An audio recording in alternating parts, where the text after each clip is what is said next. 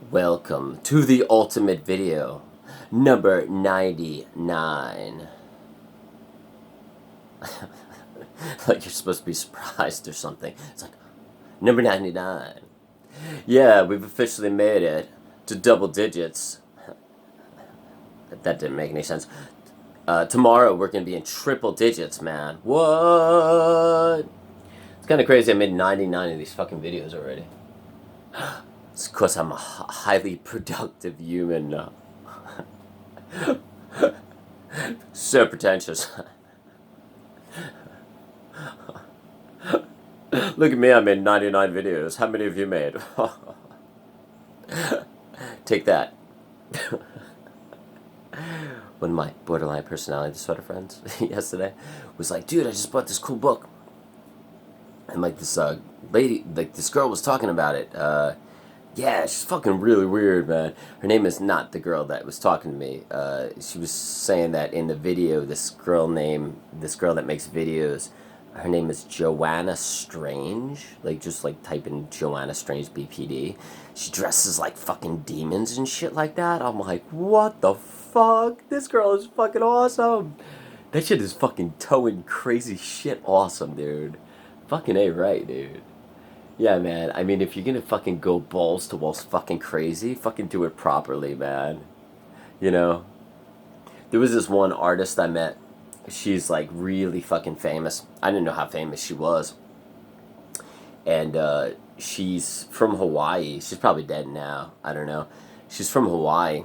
And she throws these fucking like pots that are like 8 to 10 feet tall, but they're like masterful shit. They're like Korean, Japanese style or some shit like that, which is like the most impressive pottery in the world.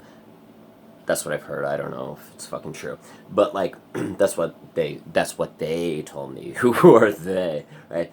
One time I was like on a road trip with my buddies in college, and we were on such a long road trip that when you start talking stupid shit on road trips because you've been in the car for 7 hours and like fucking like you're just talking, you're just rambling off like crazy ass shit to talk about because like you've been in the car with like three people for fucking 7 hours. So one of my buddies, I think it was Dana was just like, yeah, they said this, or I think it was Randy or something, and my buddy Marcus was just like, who's they? He was and we started talking about like who they are. Like, who's they? God, it's so fucking dark today. Yeah, like, so we started talking about like who are they? Like, who is they, right? So we just discussed that for a while. Yeah, who are they? It's interesting. I think it's like the government and corporations and like the people that own us, people that run shit.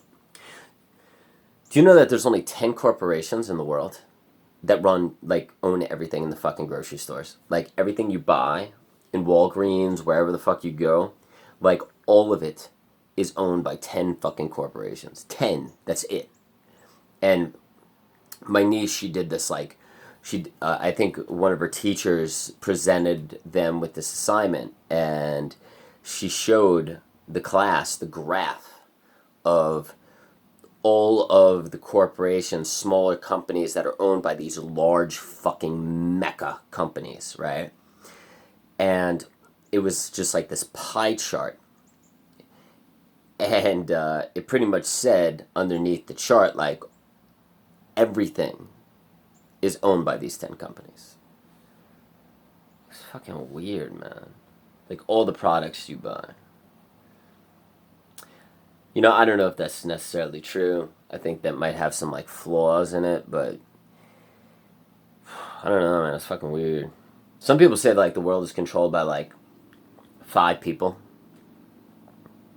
It's fucking weird, man. There's this one guy. He's, like, this Canadian guy. If you ever want to listen to some weird-ass shit, like, there's this one YouTube video about, like, this Canadian, like, parliament government thing where, like, this parliament governor dude sat in front of the Canadian government and talked about UFOs and how like 5 people control the world and what they're planning on doing with the world in the next 25 years.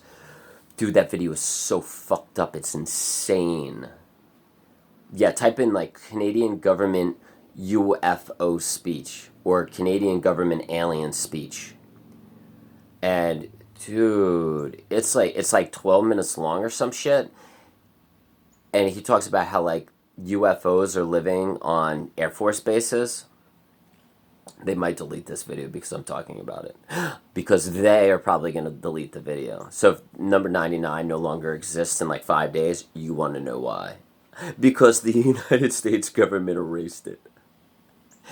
They probably, a couple of days ago, I fucking tried to, I was out and about and I, tapped on my channel and like, it wasn't coming up and I'm like, oh shit, like, the they people finally erased my fucking channel. Because I'm a dangerous person. Like Osho, that fucking guy. Wild Wild Country on Netflix? Like, I'm a big fan of that fucking guy, man. I didn't even know I was. Like, I didn't even fucking watch Wild Wild Country. I still haven't. And, I live with this, fucking cool-ass motherfucker. He's, like, a spiritual dude. And he owns all these fucking cool-ass books. Like, spiritual books written by spiritual people from India and shit. So, he had this one book. And, it was called, The Secret Book 2 or some shit, and I was like, what the fuck? And like the book looks cool as fuck, and it's from 1973, and it's just this old Indian man riffing and just talking about like all of how to find love, how to be love, what existence is, and all this other shit. And I'm reading this guy, and I'm sitting outside of my front patio, and I'm just reading this fucking Indian dude from like 1973. And I'm like, this guy's fucking awesome. And his name was like Bagwi Shri Rajni or something like that. And I was like, cool, man, this guy's got his fucking, I agree with everything this guy says. So I made a video that night. I think it was like video fucking 82 or 72 or some shit. And like I listed his name as one of the books that you should read.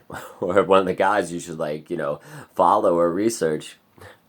And then the next day, I'm reading his book again on my front patio again, and I'm like, this guy's fucking awesome, man. So I'm like, let me see if he has any speeches or interviews on YouTube. So I go up into my room, and I type his name up on YouTube, and all this shit about Wild Wild Country pops up, and Osho pops up, and I'm like, what the fuck? I'm like, no, this can't be the fucking Osho guy. There's no fucking way in hell, right? So, I'm like, I must have spelt it wrong. So I go back downstairs, look at the book, and I type, straight from the book. And the Osho Wild Wild Country guy pops up again. And I'm like, and I look at the guy's face on the book, and I look at the fucking face, that's popping up on YouTube screen, and I'm like, oh, shit. I just fucking recommended the Wild Wild Country Netflix cult Osho guy to fucking, everybody on my channel. Surprised the government didn't shut me down right there. But I was watching this one interview that Osho did. I shouldn't even call him that. I should call him by his real name. I'll just call him Shri. So Shri was doing this interview, and he was just like, I am definitely a threat to our society. There's no doubt about that. I am definitely a threat. Because anybody that fucking makes waves is a threat. And one of the reasons why I think he's a cool motherfucker is because, I'm a threat too. Without a fucking doubt. Whenever you get on fucking YouTube and you start talking about killing people, that shit is lights out. I was watching number 94 today, and I was talking about killing people, and I was fucking laughing my ass off. I thought it was a hysterical video. Because, I love when I go off on stupid-ass tangents like that, because, when I'm in it, I'm in it. When I want to fucking kill people and I start spitting, once you see me start spitting, it's over. I got 2 different levels of me. The spitting self, when I start spitting everywhere, and I start doing shit with my hands, I become the homicidal guy. When I start drifting and I start going, that means I'm no longer a person. That means I'm just existence and I'm just gone, right? So I got a bunch of other shit going on in me, but like those two are like, if you're watching videos, like those two, like if you start seeing that shit, you exactly know where I am, you know, what person I'm starting to become, which is where, you know, existence, not even a person in the second meaner. That's not even a fucking word, meaner? What the fuck is that? I don't even know what the fuck that is. Yeah, so anyways, today's a rebound day. You know, if you are borderline personality disorder or bipolar, you really have to learn how to rebound. Like video number 98, I was deeply depressed. And an interesting thing happened. My family actually watched video number 97 and video number 98. And I don't think they've ever watched any videos that I've ever done. I hope they don't watch anymore because, you know, they're, you know, a lot of them are just really kind of fucked up. So, but yeah, they watched those two. And I think they clicked on those because I was talking about like controlling mothers and abusive families and stuff like that, that kind of shit, and toxic people. So they probably thought that those were about them, you know. And because we were going through shit, we're still going through shit. You know, we probably always will because, you know, I'm borderline personality disorder, and I should just pretty much stay the fuck away from people for sure. I mean, unless you're also borderline or bipolar, like, you're probably going to have a difficult time spending time with me. That's just going to be the way it's going to fucking be. Because, like, you're either not going to understand me, you are going to think I'm a raging fucking asshole. Like, my sister thinks I'm a raging fucking asshole. There's a reason for that. Because I probably am a fucking raging asshole. To her, and to anybody that's not borderline personality disorder. It makes completely sense. It's rational. So I can't, like, write her back and be like, I'm not an asshole. No, I can't do that. Because she's probably got a fucking point. Honestly. It's like, if you are dealing with people that don't have what you have, if you're dealing with people that aren't borderline or bipolar, they are going to either A, think you're a fucking raging asshole, A, feel sorry for you, but what am I, B, like, just step away from you because they can't handle you. You're too fucking crazy. You're a different person from one day to the next, and eventually they're just gonna be like, get this person the fuck away from me, man. Like, they're too much to handle. I can't handle this shit. So they're just gonna step away, and like, they'll come around occasionally, to just check up on you and be like, but like, to keep people in your life healthy, to keep my family healthy, I think, it's better to just limit my time with them. Because it's like, I really do. I'm starting to believe that. And it's just like, I often say this in my videos. I'm fucking thirsty. Hold on, man. I often say this in my fucking videos. I talk about like how like my favorite place to be is in mental institutions. Because those people are as crazy, batshit crazy as me. And we understand each other. And we relate to each other. And we have like similar lives. And similar histories. Whether it's rejection or just being accepted by people. Or just like suffering. Or just like being fucking suicidal one day. And then like, the next day you're fucking angry and you hate people. But you're manic. And like, even like hour to hour, sometimes like you shift. Like yesterday, I was like, I went to the ocean with a couple of like people and Dr. S, and I'm standing in the water and I'm just looking around and I'm like suicidally depressed. Like I didn't know how to be happy. There's this movie called The Prisoner of Azkaban. It's a Harry Potter movie, and there are these things called Dementors, and Dementors, they come into a person's presence and they suck all of the happiness out of the people.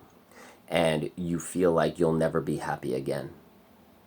And I think clinical depression, bipolar and borderline, when you are really in it, you seriously feel like you're never going to be happy again. Like you're never going to get over this. Like you'll never find happiness ever again. And the only way to solve that is to either kill yourself or just to, I don't even fucking know. So it's just like, But that's the thing, you don't know. Like, you don't know. You don't know how to solve it. There is no equation to solve. You're just like, when the fuck will this goddamn shit end? And a lot of it is you don't even know when it is going to end. And the weird thing about yesterday when I was like standing in the ocean, like I was up to about my knees and there was really no waves because I live in Florida. Florida is very flat, right? Like I'm just looking around and I'm fucking absolutely present. I have no thought in my mind. No thought. I'm super present. And I'm super fucking suicidal. And just like sad. And I'm also sleep deprived. I got like 10 hours of sleep in the last like, fucking 70 hours and shit. So it's just like fucking gone, son. And I'm just like so fucking like just depressed as shit. And then all of a sudden, like Dr. S's like daughter came up to me and started throwing rocks at me because she thinks like I'm fucking funny to hang with.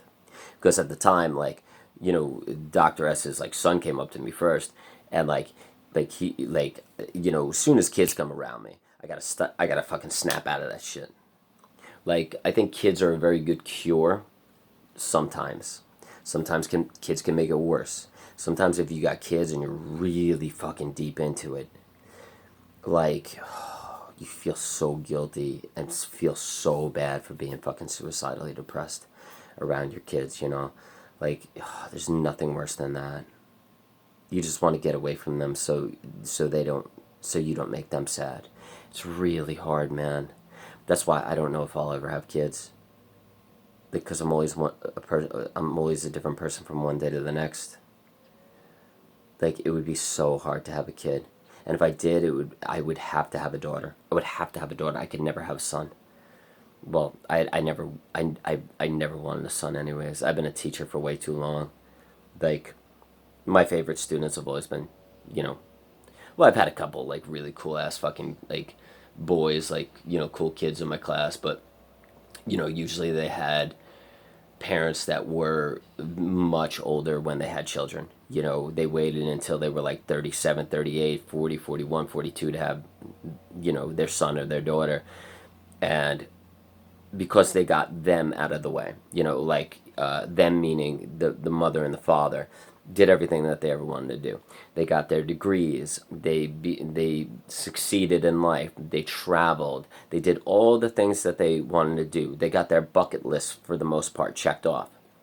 So then when they're like 38, 40 years old, they're like, okay, like we did what we had to do. And they're probably also healed. They probably healed most of their childhood issues because they're older. And they're like, all right, let's have a kid. And those kids in my classroom, like those kids, like I said, like 99% of those kids, I call them wisdom children. They have the wisdom of these older parents. And they have like this kindness about them and this confidence about them and this empathy towards the other kids and this respect towards like adults. And it's just like, dear Lord, these kids are fucking great. So I call them wisdom children. If I had a kid right now, the kid would be a wisdom child. But, the ups and downs, the roller coaster of borderline personality disorder, I don't know if I'd ever take that risk. I mean, it'd be a risk, for sure. But, kids, sometimes they can make the depression worse because you feel so bad for being that suicidally depressed and you don't want to bring your children down. Or sometimes when they come into your presence, you're like, oh shit, I got to turn it on. And you turn it on and you try to be happy for them. It's an act. But sometimes if you do the act long enough of the happy act, sometimes like you start to like kind of get out of the depression. And that's what happened to me yesterday. And but then when I came home and I said goodbye to Dr. S and his kids, I got depressed again because I was alone and I still had the same problems, with my family and everything else. And then I woke up and I spent about 45 minutes with myself. before I turn on my cell phone to talk to my borderline friend that's going to be moving here in like a week. And I spent 45 minutes with myself, and I just like sang, and I talked to myself. I talked myself through it, and I pretty much came to the solution. That my family has every right to think I'm an asshole, for sure. I have a very rough history with them, so it's very hard for forgiveness to take place, especially when we're still struggling with control. And and they have every right to be like, well, of course we have to, control fucking, Joe's finances and Joe's this and Joe's that, because he may be solid and hunky dory right now, but who's he going to be in 2 months? Who's he going to be in 5 months? Is he going to be suicidal? Is he going to be homicidal? Is he going to be manic and spend all his money? Is he going to start drinking again? Is he going to start doing drugs? Is he going to have to go back into the mental institution? The unpredictability of me or anybody that has borderline personality disorder or bipolar. Of course your family always has to be on guard and at the gates, because they're deeply concerned about your mental state or your actions, because you're never the same person. And you could try to convince them, be like, oh, no, I have my act together now. Yeah, no, I won't make mistakes. I'm good. Give me all my money. Hand all of my money to me. And it's just that's happened before. And you became a raging fucking alcoholic and became very angry and started being abusive to everybody around you. And you almost also died from kidney fucking liver fucking diet, whatever the fuck that shit's called. Sclerosis of the liver. That was the last time I was in charge of my own money. I almost died. What does that tell them?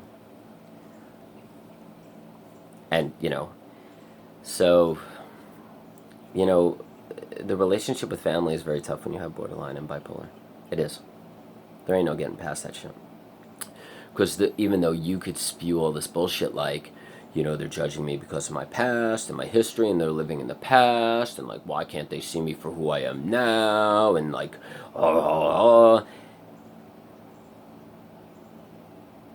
because you are you.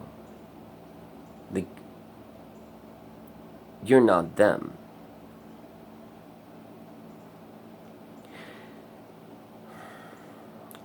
I've definitely hurt them much more than they've ever hurt me. For sure. Just screaming at them and ripping them apart. Telling them that I was going to fucking kill them to their face.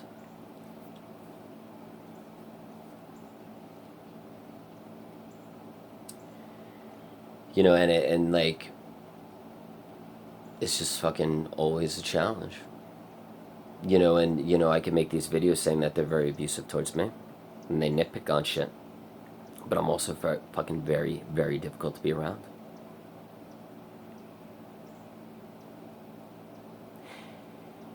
And I'm well, that's fucking unfair, and that sucks. But if I'm not calm, and I'm explosive, and I'm fucking, talking too loud and fucking excited and excitable and talking too much and manic. I don't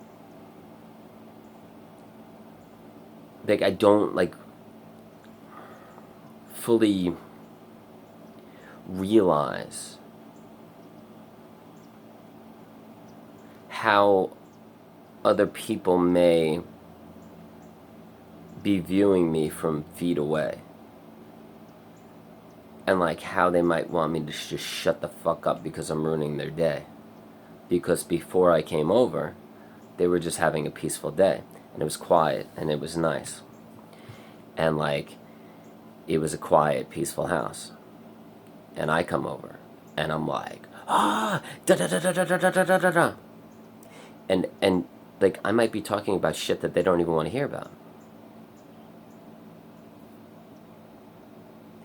So obviously they're gonna be like, dude, like, can you fucking leave? Like, or like they just say shit things, because they're starting to dislike my presence in their home. They have every right to be that way. Like, honestly, if somebody came into my house, if somebody came into my room right now, and I'm like all calm and chill looking at my plant and like looking at my grass, and like somebody came into my fucking room and they were like, da, da, da, da, da, da, da, da, ah, ah, and they were fucking loud, I'd be like, I'm gonna fucking slit your goddamn throat. Get the fuck out of here. But I'd be more fucking nasty than my sister ever was. And like, obviously they have to control my finances. Because obviously every time that I've been able to control my finances,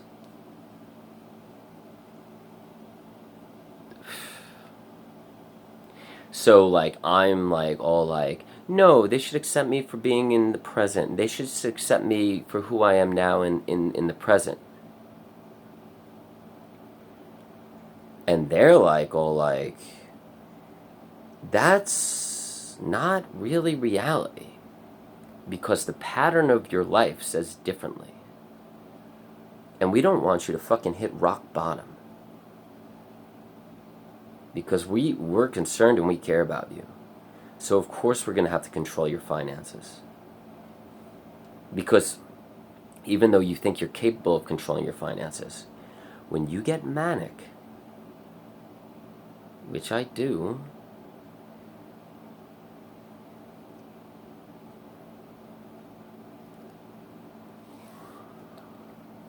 like drinking.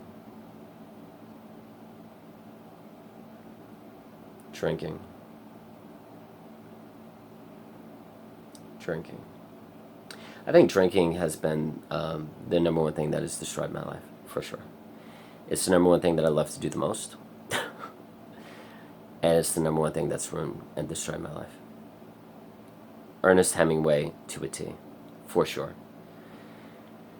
But, I think I'm going to have to make another video today because I only got like a minute left on my time. But, I think, when we deal with family, we really need to jump out of ourselves sometimes. We can't allow ourselves for people to bully us around and walk all over us. But we also have to jump outside of ourselves and understand why they're, concerned or, controlling, whatever the fuck it is. Sometimes, like, you have to talk shit out, for sure. You have to talk shit out with your family, so you feel, so you know that you aren't being bullied, but you have to actually talk and come to an agreement. And hopefully they can talk with you instead of it becoming a screaming match or something like that. But, yeah, anyways, I got to wrap it up, but because I got, like, 20 seconds. All right, guys, thank you so much. Video number 99, and I hope this was useful. I hope you're having a good day, and have fun, man. It's Friday. What up? Number 99. Oh. Have fun, guys. Thank you so much for everything, and thank you for watching, and have a good day. Peace. Later.